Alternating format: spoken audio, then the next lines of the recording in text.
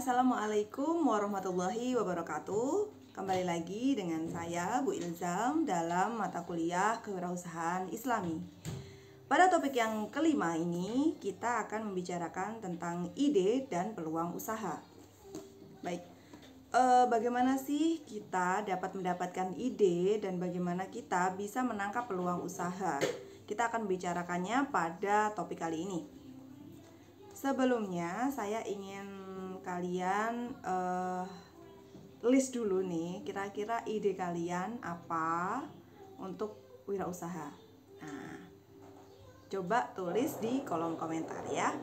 Oke, kita akan lanjutkan perkuliahan kali ini.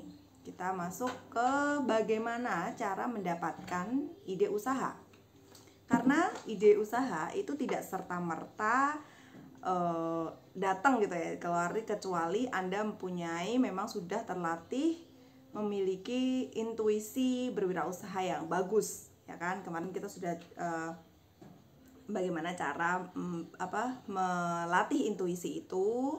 Kemudian sekarang kita nih men-breakdown lagi, atau kita akan merinci lagi bagaimana cara mendapatkan ide usaha dan bagaimana cara mengetahui peluang usaha. Yang pertama adalah kalian harus breakdown sumber dan potensi diri Anda. Bagaimana maksudnya? Ya, jadi harus kenali diri Anda, potensi saya tuh apa, potensi dan lain sebagainya Anda miliki itu apa. Yang kedua adalah jangan selalu memikirkan produk apa yang akan saya berikan ke pasar, tapi pikirkan pasar butuh apa.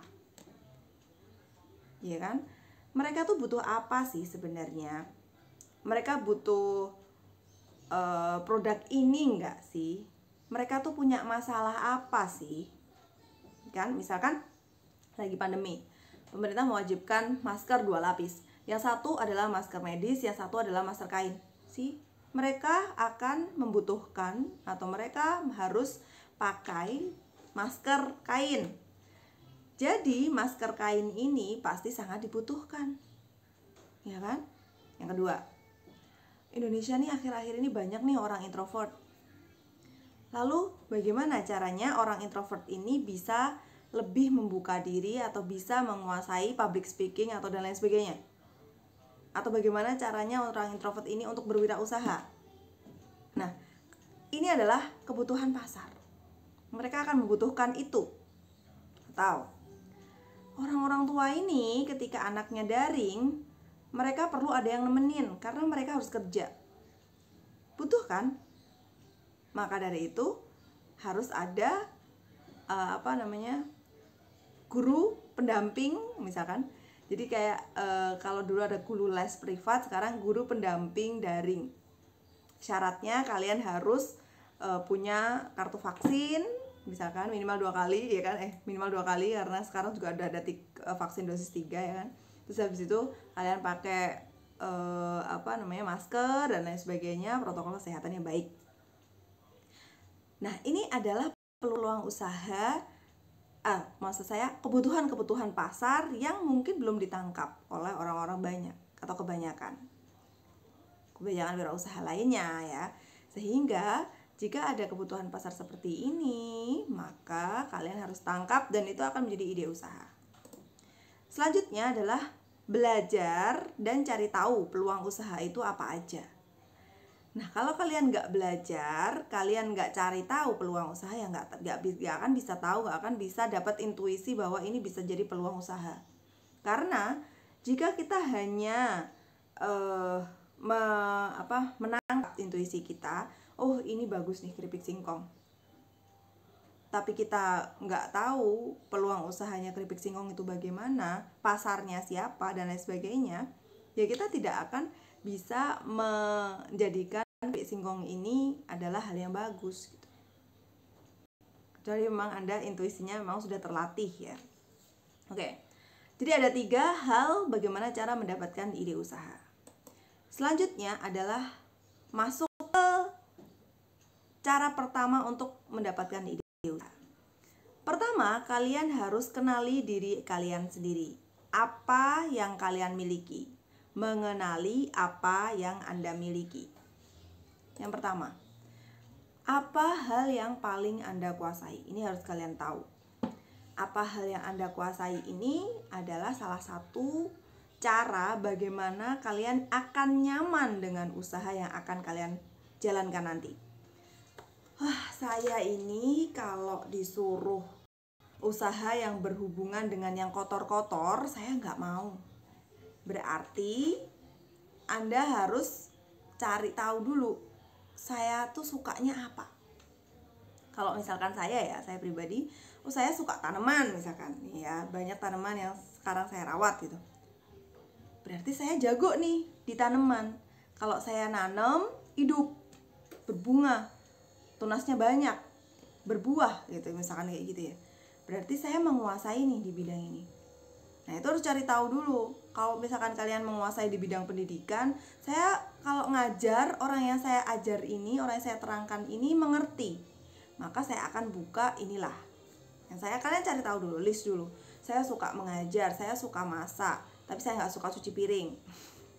Saya suka tanaman, saya suka apa, itu kalian list dulu. Dan kalian harus tahu apa yang Anda kuasai dulu. Nah, setelah itu kebalikannya nih, apa kelemahan Anda? Saya tuh saya tuh bisa main tanaman, saya tuh bisa ngajar, tapi saya tuh nggak bisa loh ngelola uang, saya nggak bisa iklan loh. Nah, ini harus tahu, dan ini nanti akan Anda perbaiki. Nah, ketika kelemahan dan kelebihan ini kalian tahu, maka kalian bisa memulainya dari apa yang kalian ketahui, kalian kuasai dan kalian sukai, dan kalian harus memperbaiki kelemahan-kelemahan yang Anda punya. Lanjut.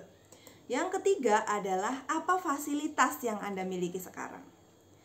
Fasilitas itu adalah hal-hal yang bisa menunjang usaha Anda. Sebentar ya, saya lihat dulu. Ini oke, 7 menit. Lanjut. Apa fasilitas yang Anda miliki? Fasilitas ini ya tadi ya, yang saya jelaskan adalah menunjang usaha Anda. Misalkan motor. Kalau saya ngantar barang, saya harus ada motor dong, Bu. Saya harus punya HP, misalkan. Rilis semuanya. HP, motor, rumah. Rumah Anda itu bisa kalian jadikan tempat jualan, bisa kalian jadikan tempat les, bisa kalian jadikan tempat mengembangbiakkan tanaman dan lain sebagainya. Yang Anda yang akan usaha itu. Kemudian wifi, kemudian apalagi mobil, mungkin tanah, atau mungkin orang tua yang support. Itu juga fasilitas ya tersendiri. Atau kalian juga punya rak buku, meja belajar dan lain sebagainya. Kalian list semuanya. Kalian list semuanya yang Anda miliki untuk membuat usaha. Lalu selanjutnya adalah siapa saja kenalan Anda yang berpotensi untuk membantu Anda. Itu juga harus di list tuh. Siapa aja sih kenalan-kenalan saya, teman-teman saya, saudara saya yang kira-kira nih bisa bantu saya usaha. Entah itu di bidang modal, entah itu dia bantu tenaga, entah itu dia bantu barang, supplier, entah itu dia bantu apapun. Kayak yang kemarin saya contohkan itu di salah satu kelas. Gimana sih Bu cara dapat modal tanpa kita harus ngeluarin uang? Ya kalian list semuanya. Kalian punya mulut untuk berbicara, kalian punya sopan santun untuk bertata krama dengan baik dan benar, ya kan? Misalkan saya mau buka usaha usaha ini nih Bu, catering, tapi saya nggak punya kukusan, saya nggak punya presto, misalkan kalian juga butuh, saya nggak punya oven. Cari teman-teman kalian, saudara-saudara kalian yang punya alat itu, sewa. Bayar sewanya setelah kalian dapat untung. Karena kedekatan orang-orang tadi, link kalian ini bisa kalian pakai untuk modal tanpa usaha. Gitu. Nah, jadi mulai dari sekarang silahkan list siapa saja orang-orang yang berpotensi membantu Anda nanti. Kan? Contohnya ya tadi yang saya bilang tadi, mungkin orang tua yang punya modal, pentingin teman yang dia punya banyak tapi nggak tahu mau dikemanain. Kemudian kalian mau usaha, yuk join aja sama saya, selesai. Kamu yang nanam saham di saya, nanti saya yang usaha, kita bagi labanya kamu berapa persen, saya berapa persen dari laba bersih, gitu kan?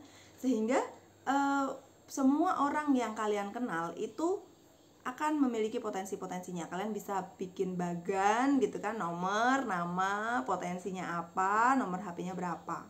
Selesai.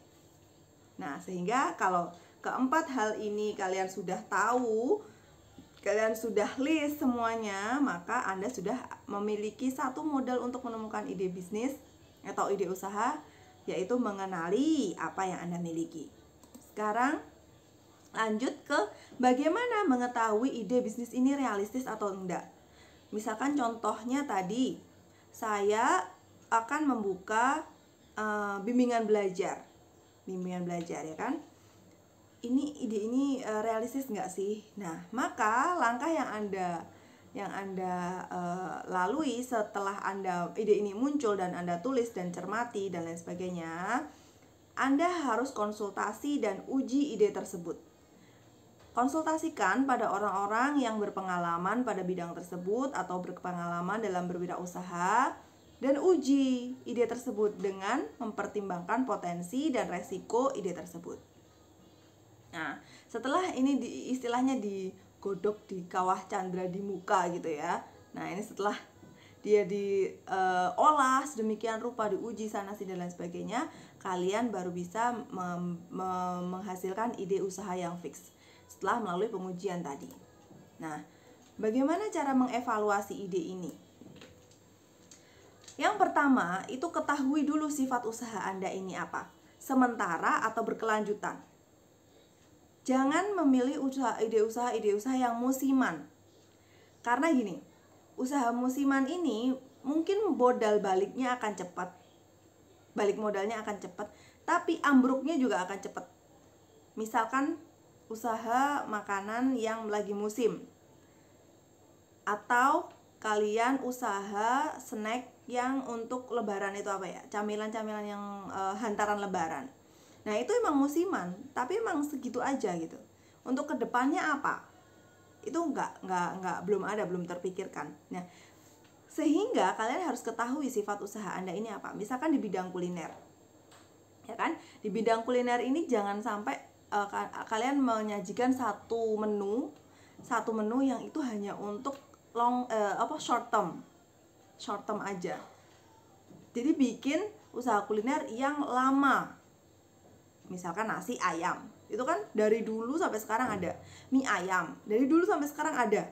Nasi goreng, apalagi sate ayam dan lain sebagainya. Kok ayam semua ya? Kambing lah, sate kambing atau sop iga dan lain sebagainya, itu ada semua dari dulu sampai sekarang kan. Nah, berarti mereka long term.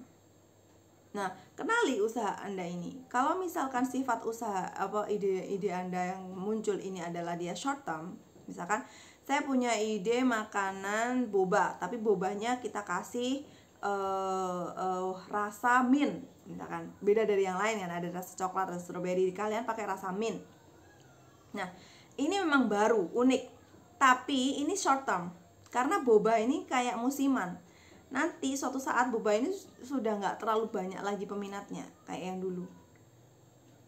Beda lagi kalau kalian jualan es teh di jalan misalkan, atau kalian jualan atau kalian bikin usaha tadi ya, bimbingan belajar. Nah, ini kan pendidikan ini kan long term, dan selalu akan ada orang yang membutuhkan pendidikan ini. Atau kalian bikin usaha ya pokoknya jangan yang musiman. Misalkan musiman ya oke lah. Nantinya kalau musimnya ini, jadi kalian harus tahu plan B-nya ketika musimnya yang kalian jual nanti sudah berhenti. Misalkan kalian jual boba mint tadi, kalian butuh gerobak, butuh plastik, butuh penyegel cup itu, butuh banner dan lain sebagainya. Setelah ini selesai, modalnya balik, semua barang-barang ini akan kalian apakan?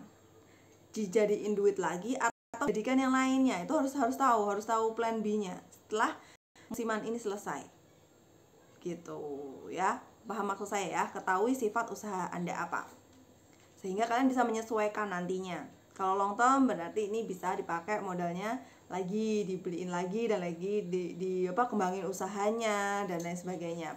Bikin frozen ayam geprek dan lain sebagainya lah ya. Itu efek dari kita bisa mengetahui sifat usaha Anda. Yang kedua adalah identifikasi target pasar Anda siapa. Misalkan kalian punya produk jualan es teh, ya kan? Jualan es teh. Terus ditanyain, target pasarmu siapa? Semua bisa, Bu, semua bisa beli es teh saya. Nah, semakin Anda nggak tahu target pasar Anda, semakin semuanya bisa beli, Anda memikirkan bahwa semua orang bisa beli, maka semakin Anda tidak bisa mengidentifikasi target pasar Anda. Lalu luas. Sehingga Anda harus mengerucutkan ini. Mengerucutkan target pasar Anda tadi. Misalkan es teh tadi ya. Saya mau menargetkan anak sekolah atau pemuda. Nggak mungkin lah kalau ada nenek-nenek atau nanti pengusaha besar bakal beli di minuman saya. Karena saya hanya jualan di pinggir jalan, kemudian pakai mobil atau pakai motor yang ada baknya di belakang itu. Terus saya ya udah di siang hari gitu aja. Berarti pasar Anda pasti bisa dikerucutkan.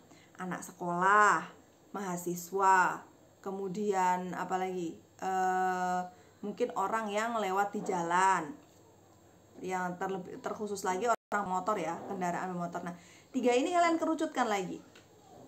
Kalau anak pemuda atau mahasiswa ini, mereka keinginannya apa? Budget mereka untuk beli es teh itu berapa? Ya kan? Beda kan? Orang yang kaya, yang biasanya kalau kalian membuka gerainya di mall, maka target pasar mereka adalah para bisnismen, CEO dan lain sebagainya gitu kan. Yang punya duit banyak, yang berani bayar satu bungkus es teh itu, satu gelas es teh itu harganya 25.000 atau 30.000, mereka berani bayar. Nah, tapi kalau pasar Anda mahasiswa, ya jangan segitu es tehnya harganya. Maka identifikasi nih, pasar kalian tuh apa? Mereka sukanya rasa apa? Mereka sukanya banyakan esnya atau banyakan minumannya? Itu harus diidentifikasi dulu.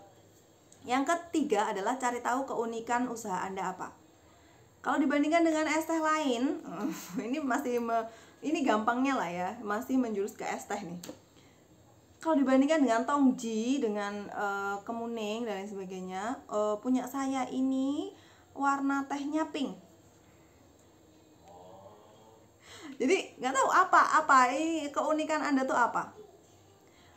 Rasa teh saya itu ada banyak rasa, emang semuanya juga banyak rasa, tapi kebanyakan milih yang original, yang biasanya sepet atau wangi gitu ya, melati, ada melatinya, nah, kayak gitu. Keunikannya tuh apa? Kalau misalkan kalian bikin bimbel kalian tuh lebih bagus dari ini tuh apa? Uniknya tuh apa? Dari Primagama, dari GO, dari lain sebagainya tuh apa? Bimbingan belajar kalian tuh apa yang lebih unik? Kalian punya mungkin visitasi ke rumah atau pendampingan belajar ketika nanti akan ujian tuh lebih ekstra lagi pendampingan belajarnya, karena banyak siswa yang kebut semalam gitu ya, nggak tahu dan sebagainya. Itu uniknya tuh apa? Kalau misalkan saya ya jualan tanaman, keunikannya tuh apa dibandingkan yang lain? Oh, saya bisa nganter, orang lain nggak bisa, saya bisa nganter, saya bisa tunjukin fotonya, saya punya video produk ini, misalkan produknya ini ya, misalkan oh ini saya size-nya daun pun sampai saya inikan, sampai saya gambarkan dan lain sebagainya tuh bisa gitu. Jadi semuanya tuh dideskripsikan, dicari tahu keunikannya tuh apa, uniknya tuh apa, sehingga kalau kalian bisa tahu uniknya apa, kalian bisa lebih percaya diri untuk menawarkan produk Anda atau menawarkan jasa Anda. Yang keempat adalah pastikan ide usaha tersebut halal, ya kan. Jangan sekali-kali bikin usaha yang haram. Saya nggak mau itu saya nggak mau tahu ya, karena kalian ini dididik di perguruan tinggi Islam Sehingga kalian harus tahu ide tersebut halal. Jangan sampai kalian jualan apa kemarin tuh di kelas 7C. Ada yang punya pengalaman jualan lotre, ya kan? Dan lain sebagainya. Ini gak boleh ya. Kalian harus tahu, nanti kita bahas lebih lanjut ide usaha halal itu apa aja, usaha yang haram itu apa aja di pertemuan selanjutnya. Tapi pastikan dulu usaha ini halal. Kalau misalkan yang satu oke, yang dicentang ya oke, yang dua oke, identifikasi pasar oke, punya keunikan juga oke, tapi ternyata dia subhat gitu. Ternyata ayam yang mau dipakai ini atau usaha yang mau di launch ini punya halal issue, maka sudah hentikan ide ini, cari ide lain. Oke, masih banyak usaha-usaha halal yang akan mendatangkan rezeki yang barokah. Kita lanjut. Yang kedua adalah pasar butuh apa sih? Gimana cara tahu kalian? Kalian tahu gimana pasar butuh apa? Jawabannya ini, riset pasar dong. Kalian nggak bisa menggambling pasar butuh apa sih? Mereka butuh masker. Emang benar butuh masker? Masker yang gimana? Ya kan?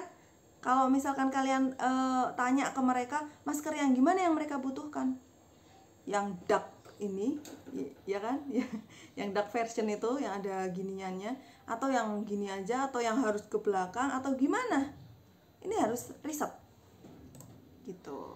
Cara riset pasarnya gimana sih, Bu? Di buku ini, Kewirausahaan Syariah, ini saya ambil dari sini ya, itu ada 4 hal yang mungkin kalian bisa breakdown atau kalian bisa rinci dari usaha-usaha, peluang-peluang usaha itu atau kebutuhan pasar. Yang pertama adalah lingkungan studinya. Lingkungan studinya misalkan ya, ini penerapan kemajuan teknologi, kemudian ada keahlian tenaga kerja. Kalian milih di mana? Ini sesuai dengan yang kalian kuasai tadi. Saya menguasai IT, Bu. Bos. Ya, berarti masuk ke sini. Penerapan kemajuan teknologi. Objek studinya, maka kita akan berbisnis informasi. Gitu. Misalkan kalian juga bisa bikin website atau bisnis pengelolaan website, pembuatan website. Hasil pengamatannya bagaimana? Di lapangan, di pasar. Banyak masyarakat berbagai daerah Indonesia tuh memerlukan informasi sebagai respon situasi perdagangan global, dan ini hanya dilayani dengan peralatan teknologi yang canggih seperti komputer dan sebagainya gitu ya. Ini hasilnya aja, pura-puranya kayak gini. Kemudian rekomendasi dari pengamatan kalian tuh apa? Maka bikin usaha di bidang teknologi informasi yang merupakan peluang atau kesempatan yang sangat yang cukup menjanjikan dalam era perdagangan global dunia. Ini teknologi informasi. Jadi bikin informasi atau bikin sumber data dari informasi yang ada gitu kan. Dari informasi yang ada kalian kumpulin jadi satu, riset gitu kan. Terus habis itu kalian jual hasil risetnya. Bisa. Kemudian ada juga yang atas ini contohnya adalah keahlian tenaga kerja, objek studinya ahli masak makanan. Maka pengamatannya ketika kecenderungan masyarakat nih di kota-kota itu mencari makanan, jajan tradisional, tuh di tempat-tempat penjualan makanan seperti ini selalu penuh pembeli gitu ya. Rekomendasinya apa? Oke, kalau saya nggak bisa masak berarti karena juga saya saya suka masak tapi saya nggak bisa masak misalkan, atau saya pinter nih masak ini, maka manfaatkan keahlian kalian dalam menjajakan makanan ini, membuat makanan ini, sehingga peluang pasar yang terbuat itu cukup potensial. Itu caranya membreakdown atau merinci itu seperti ini. Selanjutnya, setelah kalian isi semuanya ya kan, atau kalian bisa pakai nih namanya penyaringan peluang melalui sharing kriteria atau diolah. Nah, contohnya seperti ini, alternatif proyek. Proyek itu maksudnya usaha. Alternatif usahanya apa? Misalkan saya mau usaha tanaman kedelai, saya mau usaha sembako. Ini keahlian kalian. Saya bisa tanaman lokal, saya bisa bikin jajanan lokal, saya bisa bikin mebel. Maka saya pakai industri mebel. Saya ahli di bidang teknologi informasi, biro jasa dan sebagainya. Kalian kriteriakan 1-5, di mana nomor 1 ini adalah manfaat yang diperoleh dari usaha ini. Kemudian nomor 2 adalah ketersediaan modalnya apa, bisa berapa, maksud saya bisa berapa kalian menggelontorkan duit untuk usaha ini. Kemudian yang ketiga adalah dukungan manajemen dari intern, itu kalian sendiri maupun kenalan kalian. Kemudian yang keempat adalah dukungan kebijaksanaan pemerintah. Jadi kebijakan pemerintah di tanaman kedelai itu gimana, sembako itu gimana, jajanan lokal itu gimana gitu ya. Yang kelima adalah sumber daya manusia. Kalian punya sumber daya manusia itu berapa? Kalau kalian mau ngerekrut orang tuh biayanya berapa, dihitung di scoring. Lalu dari 5 kriteria ini kalian scoring nih di sini. Sangat baik itu lebih dari 2 skornya. Kalau baik itu skornya berapa ini? Sebentar. Lebih dari 1, tapi kurang dari 2. Kalau sangat baik atau sangat kurang itu skornya adalah 0 atau minus, bahkan minus gitu ya. Itu sangat kurang. Nah, maka dari itu kalian rinci di sini. Tanaman kedelai, manfaat yang diperoleh sangat tinggi karena bisa memasok pasar tempe di Indonesia. Tapi nih, lihat kriteria yang kedua, ketersediaan modalnya dia nggak punya lahan. Karena potensi tadi ya, setelah kalian list tadi, kalian punya fasilitas apa aja tuh, ternyata ketersediaan modalnya tuh rendah. Tapi dia punya dukungan kebijaksanaan pemerintah yang tinggi dan sumber daya manusia yang banyak. Maka ini nanti bisa disokong dengan cara ngutang misalkan, atau kalian bisa memanfaatkan sumber daya manusianya gitu. Kalian list semuanya, misalkan ya satu lagi ya, transportasi. Dia manfaat yang diperoleh rendah, tapi ketersediaan modalnya tinggi kan ya, kalian punya mobil misalkan. Kedua, dukungan manajemen internnya rendah. Dukungan kebijaksanaan pemerintahnya nggak ada sama sekali, dan dukungan SDM-nya nggak ada, cuma 2 orang, kalian sama kakak misalkan. Maka skornya 9/5 di rata-rata, hasilnya cuma 1,8. Maka dari setiap alternatif ide yang kalian punya ini, di skor yang tertinggi itu yang memungkinkan kalian pakai itu. Nah, kemudian lanjut ke awesome opportunity. Jadi kesempatan yang emas, peluang yang bagus itu apa aja? Yang pertama tuh kalian bisa coba kalian bisa coba lihat marketplace Facebook. Karena di marketplace Facebook ini itu banyak sekali komunitas kelinci, komunitas tanaman, komunitas barang antik, komunitas ikan, komunitas pesepeda ontel, komunitas banyak sekali ya di sini ya. Nah, itu kalian jalan-jalan ke marketplace di situ ya. Kalian lihat satu-satu tuh yang kalian suka dan kebetulan ada di marketplace komunitasnya.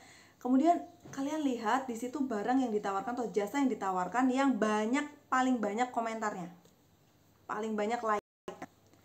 Komentarnya tuh cuma gini, cek harga, PM harga, atau up gitu. Ini berapa, Kang gitu. Pokoknya semuanya tanya tentang produknya. Tahun keluaran berapa, misalkan dia jualan barang antik gitu ya, dan lain sebagainya. Pokoknya komennya yang paling banyak itu yang kalian garis bawahi, itu yang kalian tulis. Kemudian setelah kalian tulis, kalian cari tahu suppliernya yang mana, siapa. Kalau barang antik tuh suppliernya siapa, tanaman tuh suppliernya di mana, ikan tuh di mana yang bisa kalian jadikan supplier gitu, cari tahu. Kemudian kalian juga harus belajar bagaimana menjelaskan ini pada konsumen nanti ketika kalian nggak terlalu paham, karena ini harus kalian dari hati dulu ya, dari yang kalian tahu tadi, yang kalian kuasai itu apa. Nah, kalau yang kalian kuasai itu kalian tahu, maka tidak lagi banyak belajar lagi untuk tahu tanaman ini apa namanya dan ini apa namanya, kayak gitu ya. Cuman tinggal memperdalam aja. Dan ketika nanti ada konsumen yang nanya, kalian bisa menjelaskan dengan baik gitu. Coba kalian jalan-jalan ke marketplace, itu idenya banyak sekali, peluangnya banyak sekali. Yang kedua, setelah kalian yakin nih ya, saya mau jualan cupang, Bu ya kan? Contoh nih, saya mau jualan cupang, Bu. Oke. Kalau gitu, ini, temui orang yang menjadi target pasar Anda. Atau kalian tadi jualan es teh, Bu, temui target pasar Anda. Kemudian tanyakan problem dan kebutuhannya apa. Kamu suka es teh nggak? Kamu suka cupang nggak? Problemmu apa? Saya tuh kalau beli cupang tuh mesti mati. Oke, bagaimana? Ini cari tahu. Saya tuh kalau beli es teh